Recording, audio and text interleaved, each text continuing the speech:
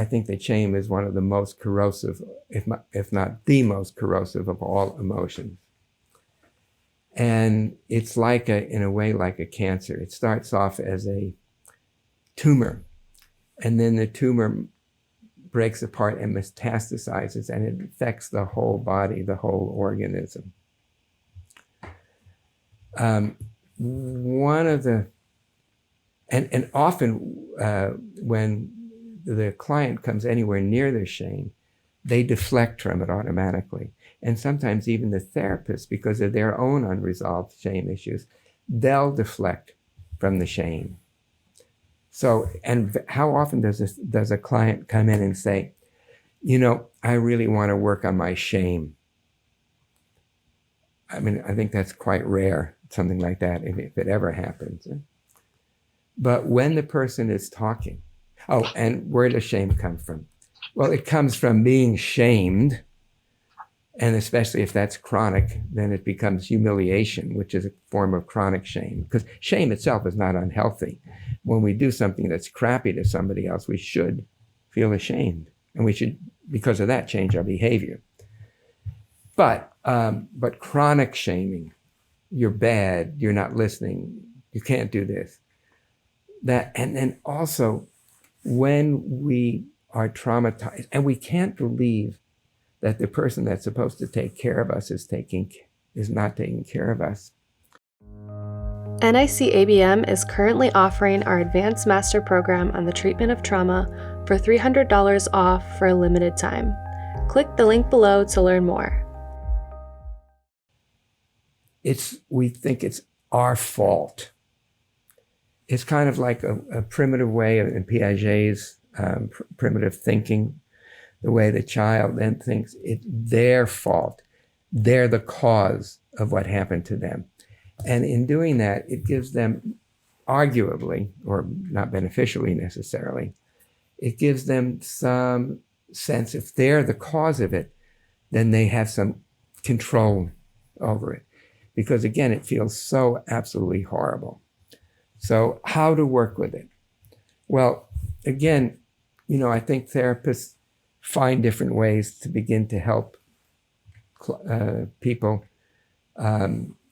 begin to be able to access their shame in a non-shaming way. Easier said than done. But what happens, and what I discovered when I was, again, working in the 70s, is when the person would start experiencing something having to do with shame, their body responded just like it did in the shutdown collapse state. Actually, I discovered that there were two different kinds of shame. One I call agitative shame. And you'll see this with children, and it's sort of like this. They just want to get away from the shame, but at least there's some energy in the shame. Or they just collapse, and they're just collapsed in the shame. So what I will do is use very similar exercises to those that we described before to have the person just very slowly, just the smallest amount, go towards the posture of shame, and very slowly coming out, resting there, settling there. Again, going very, very slowly into the shame, slowly into the posture of shame, maybe just a little bit more, and then vertebra by vertebra coming back out of the shame, and then feeling, sensing the body. When you do that very frequently, the client will then be able to begin to talk about, in a productive way, to talk about the shame, where it came from. Probably almost the worst thing that a therapist can do when the person is in shame, saying something like, well, you shouldn't feel the shame. It should be somebody else that did this to you that they should feel the shame.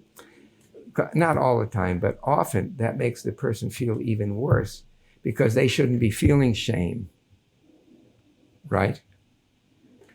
So then that's even more shame. So work with it, let the person come out enough of the shame, and then they will say something like, I really feel for that child. And I'd say, okay. And that's where you may actually do something like inner child work. So where you are right now as the adult in this moment, here and now, what is it that how you would want to approach that child, or what is it that you would want that child maybe to know? But again, you're working with the person that they've come out of the shame enough to be able to observe it and to be able to work with it. And I think the way I'm describing it in the body, I don't want to again say it's the only way, but I think it's really the optimal way to do it.